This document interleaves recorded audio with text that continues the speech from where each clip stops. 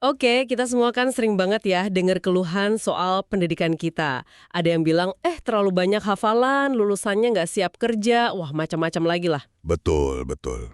Nah, pemerintah kelihatannya coba menjawab itu semua dengan kurikulum baru. Anda ngirimin kami dokumen yang tebal banget ini, judulnya Panduan Pembelajaran dan Asesmen Edisi Revisi 2025. Iya, Jadi misi kita hari ini adalah, yuk kita bedah bareng resep baru ini beneran perubahan mendasar atau cuma ganti istilah aja?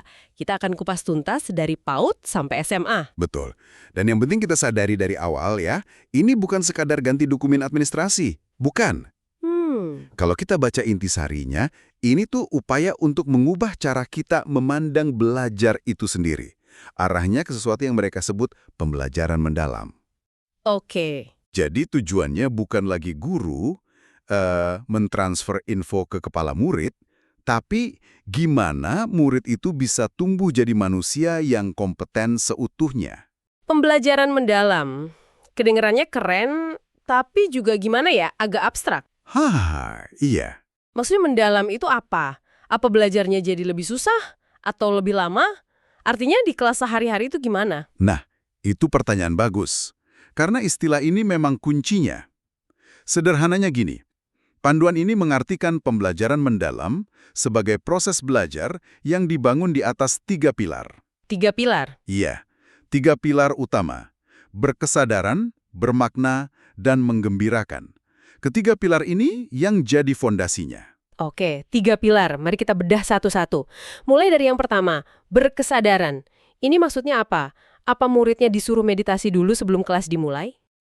Bukan begitu juga.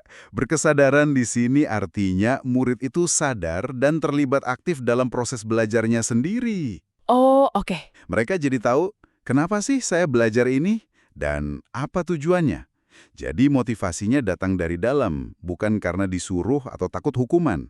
Oke, oke. Contoh paling simpel dari panduan ini, guru tuh nggak lagi memulai kelas dengan, "Oke anak-anak, buka buku halaman 50." Bukan, tapi dengan pertanyaan pemantik.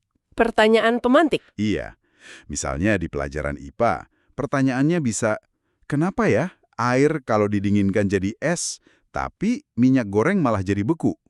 Itu kan langsung mancing rasa ingin tahu. Jadi dari penerima pasit, jadi pencari aktif. Muridnya sadar kalau dia itu lagi belajar. Oke, masuk akal. Betul. Lanjut ke pilar kedua, bermakna. Nah, ini jawaban dari keluhan klasik kita semua dulu. Belajar beginian buat apa sih nanti? Iya banget itu. Pembelajaran bermakna itu artinya semua yang dipelajari di kelas harus ada kaitannya dengan dunia nyata. Teori harus nyambung sama praktek. Oke. Panduan ini mendorong guru, misalnya, untuk belajar konsep probabilitas matematika, bukan dari soal di buku, tapi dari menganalisis kemungkinan menang di permainan ular tangga, atau bahkan menganalisis data penyebaran penyakit di lingkungan sekitar. Jadi stop bertanya kapan ini dipakai, karena dari awal pelajarannya udah relevan ya. Tepat, Bahkan katanya bisa melibatkan orang tua atau komunitas juga ya. persis. Misalnya, ada materi tentang kewirausahaan. Sekolah bisa undang pengrajin lokal atau orang tua murid yang punya UMKM buat berbagi cerita. Itu kan jauh lebih bermakna daripada cuma baca teori dari buku teks. Pelajarannya jadi hidup. Oke, berkesadaran, bermakna, sekarang yang ketiga, menggembirakan. Nah, ini yang sering jadi perdebatan nih. Banyak orang tua khawatir kalau sekolah terlalu gembira, nanti anaknya cuma main-main aja dan target akademisnya nggak tercapai.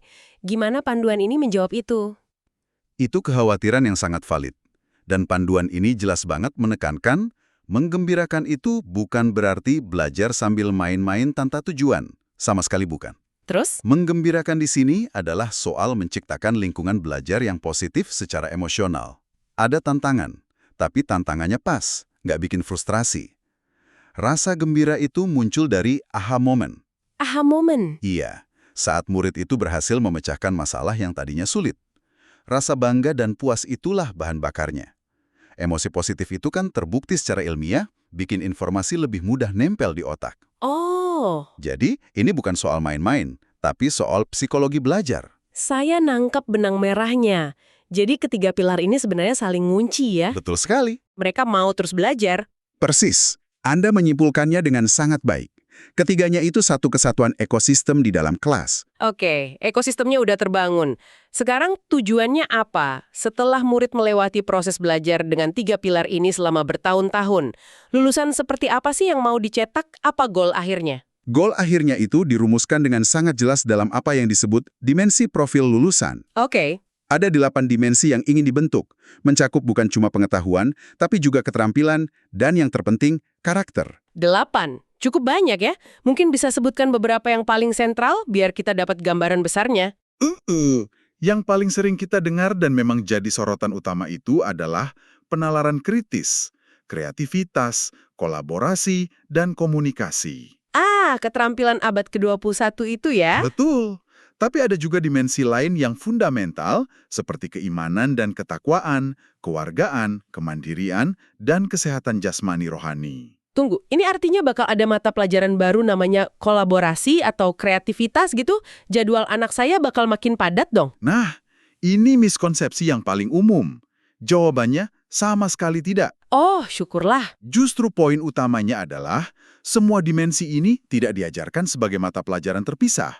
Mereka itu disuntikkan ke dalam semua mata pelajaran yang sudah ada. Maksudnya disuntikan? Jadi, saat belajar sejarah, murid tidak hanya menghafal tahun, tapi juga dilatih untuk berpikir kritis menganalisis kenapa satu peristiwa bisa terjadi. Saat ada tugas kelompok biologi, disitulah keterampilan kolaborasi mereka diasah dan dinilai. Oke, jadi ini lebih seperti roh yang merasuki semua pelajaran, bukan tambahan beban. Paham? Konsepnya terdengar sangat ideal, sangat bagus di atas kertas. Tapi saya coba bayangin jadi guru di kelas. Punya ide besar soal pembelajaran mendalam ini satu hal. Tapi menerjemahkannya jadi RPP untuk hari Selasa pagi itu tantangan sebenarnya. Nah, gimana panduan ini bantu guru di level praktis itu? Anda menyentuh jantung dari implementasinya. Disinilah ada pergeseran cara berpikir yang paling radikal bagi para guru, yaitu dengan pendekatan yang disebut backward design. Backward design? Atau desain mundur. Sesuai namanya, cara berpikirnya benar-benar dibalik. Dibalik? Maksudnya gimana tuh? Begini, secara tradisional, guru kan mungkin merancang pelajaran dengan urutan. Oke, minggu ini materinya bab 3. Aktivitasnya nanti membaca buku, ngerjain LKS, di akhir kita adakan ulangan. Logis kan? Iya, standar lah itu. Nah, desain mundur ini membaliknya. Langkah pertama justru tentukan dulu tujuan akhirnya. Di akhir bab 3 ini, murid harus bisa apa? Contohnya, murid harus bisa menulis esai yang membandingkan 2 tokoh pahlawan. Jadi mulai dari garis finishnya dulu. Oke, setelah tujuannya jelas lalu apa? Langkah kedua, tentukan buktinya. Bagaimana saya tahu murid sudah mencapai tujuan itu? Apa bukti unjuk kerjanya?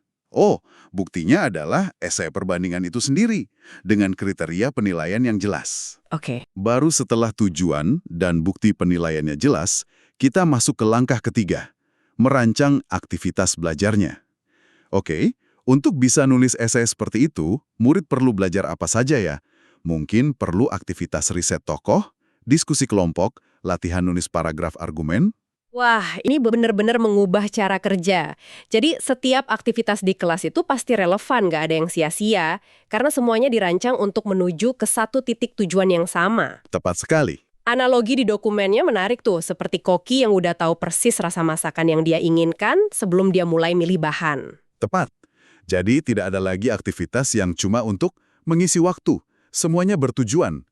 Ini membuat proses belajar mengajar jadi jauh lebih efisien dan efektif. Bicara soal bukti, ini langsung nyambung ke asesmen atau penilaian. Kalau pendekatannya udah berubah, berarti penilaian nggak lagi identik dengan ulangan atau ujian di akhir, kan? Sama sekali bukan.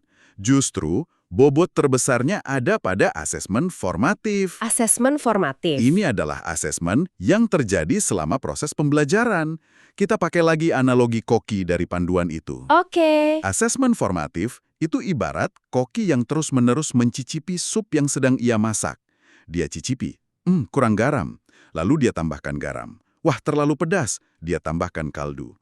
Tujuannya untuk memperbaiki masakan itu saat itu juga. Sementara asesmen sumatif seperti UAS, itu seperti kritikus makanan yang datang menilai hidangan yang udah jadi di atas meja. Nah, itu dia. Udah telat untuk diperbaiki. Persis. Asesmen formatif itu tujuannya untuk memperbaiki proses belajar, bukan untuk menghakimi. Bentuknya pun macam-macam. Bisa dari observasi guru saat murid diskusi, kuis singkat tanpa nilai, atau murid diminta menilai pemahaman dirinya sendiri. Dan yang terpenting edukatif. Artinya, hasil asesmen itu sendiri jadi bahan untuk belajar lagi. Tapi ini kedengarannya seperti kerjaan guru jadi jauh lebih banyak kan? Harus mengamati setiap anak, ngasih umpan balik terus-menerus, sementara di kelas muridnya bisa 30-40 orang. Realistis nggak sih? Ini adalah tantangan implementasi terbesar, tidak bisa dipungkiri. Namun, panduan ini mendorong pergeseran mindset. Asesmen formatif ini bukan dilihat sebagai tugas administrasi tambahan, tapi sebagai bagian integral dari cara mengajar. Oke. Umpan balik nggak harus selalu tertulis panjang. Kadang hanya dengan anggukan atau pertanyaan singkat. Kenapa kamu berpikir begitu saat berkeliling kelas? Itu sudah bagian dari asesmen formatif. Tujuannya kan menangkap kesulitan siswa sedini mungkin. Oke. Jadi ini soal mengubah kebiasaan ya, dari asesmen dari belajar menjadi asesmen untuk belajar. Betul. Ini membawa kita ke bagian yang paling kelihatan hasilnya bagi orang tua, rapor. Kalau cara menilainya udah jungkir balik begini, rapornya pasti beda dong. Beda total. Siap-siap saja untuk nggak lagi melihat rapor yang isinya cuma deretan angka dan peringkat. Kita akan bergeser ke rapor yang lebih bersifat naratif dan deskriptif. Fokusnya pada kriteria ketercapaian tujuan pembelajaran atau KKTP. Bisa kasih contoh konkretnya seperti apa? Biar kebayang. Tentu. Misalnya, di rapor lama untuk pelajaran bahasa Indonesia, mungkin cuma tertulis nilai 85. Angka yang bagus, tapi artinya apa? Nggak jelas artinya apa, iya. Nah, di rapor model baru, deskripsinya bisa seperti ini. Ananda menunjukkan kemahiran yang sangat baik dalam menulis laporan hasil pengamatan, mampu menyajikan data secara sistematis dan logis. Area yang perlu dikembangkan selanjutnya adalah penggunaan kosakata teknis yang lebih bervariasi.